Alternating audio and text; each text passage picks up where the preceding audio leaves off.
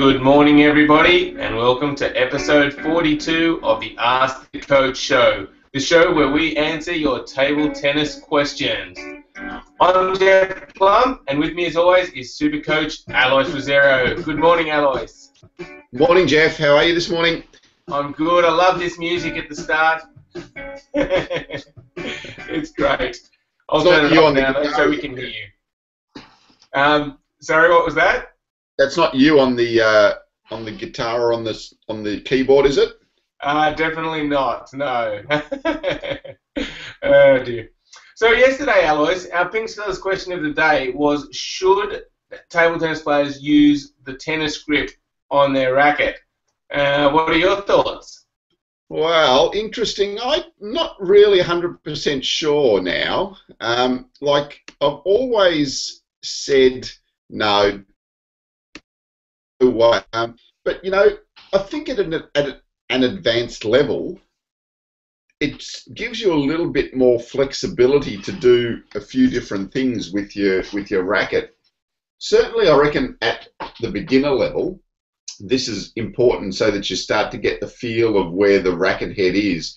But at an advanced level, here's just a thought. You know, maybe now to just generate some more speed and some more spin, they can start to get that racket out a little bit further and really whip the bat through. I mean, they're already whipping the bat through really fast on their strokes. You know, maybe this will add a little bit. And on the short play and to do a few different things with your wrist, by having that, I wonder if some of the top players will start to experiment with that sort of thing as well. Very interesting, Alois. We're yet to see it, though, aren't we? I mean, I can't think of any player that uses that grip. Person had a slightly strange grip, didn't he? But still, it's an interesting thought there. Well, let's keep an eye out and see if anyone does start using it. Yeah, but certainly I reckon at the beginner level, I think this is still important because, and when you're learning, because otherwise you don't have a good understanding of where your racket head is, and it's going to change too much during your strokes, and you won't be able to adapt to it. But at that top level, not sure. I'm going to say at the top level it's going to stay as it is because I don't think, you know, the speed and the spin is really a problem. I mean, they get around that slightly with the penhold serve by modifying the grip anyway, so I don't think that's a real problem. The way they can flick their wrist through with that backhand flip is not a problem. And then at the table, the amount of speed and spin they generate now is incredible. But I guess we always say that, and then, you know, later on it gets faster and faster, so maybe you're right, but I'm going to disagree with you here on this one, Alois. All right, let's get on to the PingSkills question for today. And it is, when should local clubs start using the plastic balls? Okay, so leave your comments in the notes and we'll give you our thoughts on the next show on Monday. All right, Alois, now we've got some questions. First up from Jasper. And Jasper asks, I wonder how often I need to change my racket if I take care of it. Okay, yeah, good question. And this is one we get quite a lot. So the thing that wears out on the racket is the rubber. Okay, so the rubber usually wears out first. The actual wood, or the blade as we call it, can last for years and years and years without decreasing in performance very much at all. So, in fact, Alois, how long did you have your blade for? Yeah, the previous blade I had for 21 years. I wasn't playing competitively towards the end of it, but yeah, no, I used it for a long time, and yeah, I mean, they tend to soften up a little bit, but you don't really notice it over time. So the wood you can use for ages. So don't really think about trying to change your blade over too often. The rubber, though, does wear out. I mean, as a guide, you know, 80 hours to 100 hours of play if you're doing a lot of strong top spin type strokes. I think is a reasonably good guide. I mean, some will last longer, some will last less. I mean, the top players still change their rubbers pretty often because they want that new rubber touch and feel all the time. But yeah, for the humble club player that has to actually pay for their rubber, that gets pretty expensive. So I mean, try to stretch it out as long as you can. 80 hours, 100 hours, maybe even more if you look after it. How do you look after it? The best way is to just wipe the bat down with a damp sponge after you use it.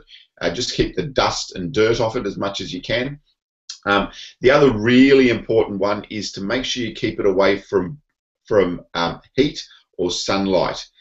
If you leave it in the car once with a lot of heat, basically the rubber will be gone. The rubber just really disintegrates if you do that. So really make sure that you do that. And having a bat cover is usually good, just to protect it from the heat a little bit, and to protect it from the dust when you're not using it. So that's often a good idea, just to get a bat cover.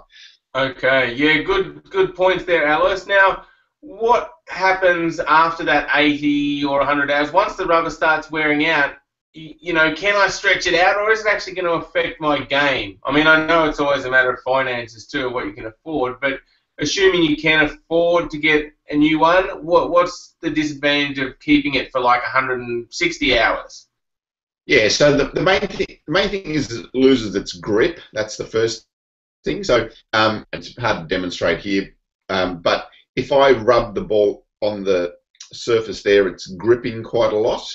Yep. But if it's dead, it'll basically just slide across your rubber. So that's obviously going to impact my play quite significantly. Yeah, exactly. So then when you're trying to grip the ball, it's not going to really grip. It's going to slide off, and you're not going to be able to generate as much spin, especially with your top spin strokes and your serving. So so that's the real impact of trying to play with dead rubber. Yeah, so I guess the more serious you are, the more you should focus on that and try and budget for new rubbers. I guess it becomes important that you don't just use the same rubber, for 160 playing hours then. Yeah. All right. And then one other question about that.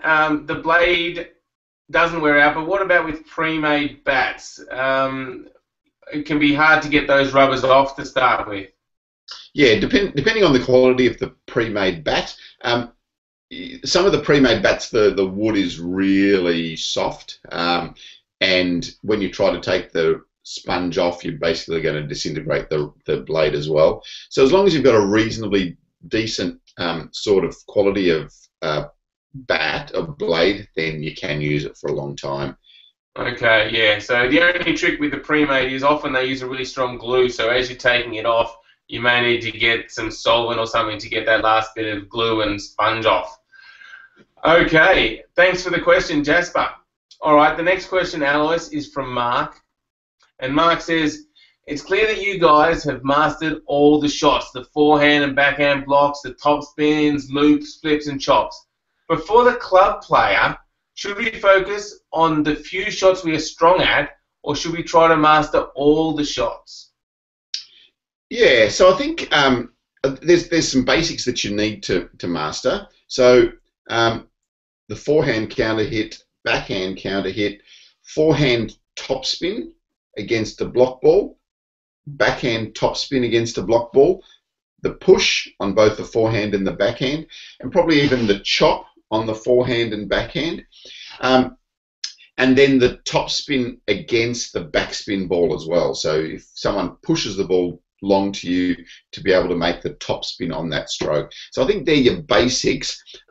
Then you can start to think about things like the short push. So if the ball's short, whether you're going to push it or flick it. So playing off the short ball is probably the next step with the strokes. But certainly those 8 to 10 strokes to start off with, it's important that you are able to do them. Otherwise, it's going to leave too big a gap in your game. So, if you can't make a topspin ball, then it's going to really impact on the level of the game that you can reach. Yeah. So for the topspin, obviously, you need to hit the ball fast. You need to get a lot of topspin so you get that dip. So that's important. I guess if someone plays a backspin ball, if you can't topspin that one yet, that means you're going to be limited to a push return. So they're the ways that the strokes can limit you, I guess. Yeah, that's right. And pushing is really important too, especially at the club level, because a lot of players, play with awkward spins and things, and if you can't push the ball back when they put some backspin on it to you, then you'll also be in a lot of trouble as far as just being able to control the ball in the early part of the rally. Okay, so pretty much then, Alois, it's important to learn all the basic strokes, really. Yeah, it is. It is. Otherwise, as we said, it's just going to leave too big a gap in your game. Okay, excellent. All right, well, thanks for that question, Mark. Now, this next question is not one of those basic shots, Alois, but Parkash has asked us, can you please explain the angles required to execute the banana flip on a low serve with large backspin and moderate side spin? Yeah, so with the backspin ball, you basically need to open your angle up a little bit more to make the banana flick. So the banana flick looks like this. So you come in with your elbow and you really use your wrist and rip around and up on the ball. So if it's got more topspin, you can turn your bat over. If it's got more backspin, you need to have your bat more open and more of an angle to counteract the backspin. So the backspin is going to tend to drag the ball down. If you have your bat like that, the ball's going to drag down too much. So that's why you need to open the angle of your racket and make the banana flick stroke. So yeah, interesting there, Alice. And one other tip that I think is important against one with heavy backspin is to get that bat moving fast. Yes, certainly. If you're coming through too slowly, again the ball will drag down off your bat really quickly. So the banana flick tends to get your bat moving pretty fast because you're utilising your wrist and whipping it through. So yeah, that's why a lot of the top players are finding that banana flick really effective against basically all types of serves. It's like a side spin backhand loop over the table, really. So the bat's got to come through really fast. You've got to get a brushing contact. I mean, it really is a difficult stroke, isn't it? It is. It is a difficult stroke, and certainly not one of those basic strokes, as you said, Jeff. But it's something that you can start to think about as you reach club level and regional level.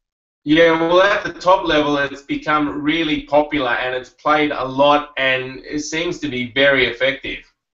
Yeah, it's basically played off every short ball now. So yeah, it can be really effective. Indeed. All right, thank you, Parkash. All right, now the next question is from Gavish, who asks, I am 13. I've started to play table tennis. Could I play international table tennis tournaments?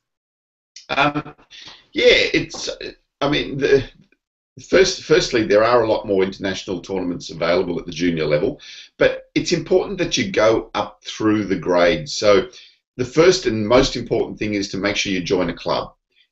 Once you join a club, then you'll start to see what's available as far as the levels. Playing in a competition, an intra-club competition, so a pennant or a fixtures type of competition weekly is important. Then you can start to think about playing some tournaments at the local and the state or regional level, and then national level. Once you get through that and get to the national level, then you can start to think about playing international tournaments. So first up, make sure you get to that club, join the club, play regular competition, start to play some state level tournaments, and then you can start to progress to that international level of tournament.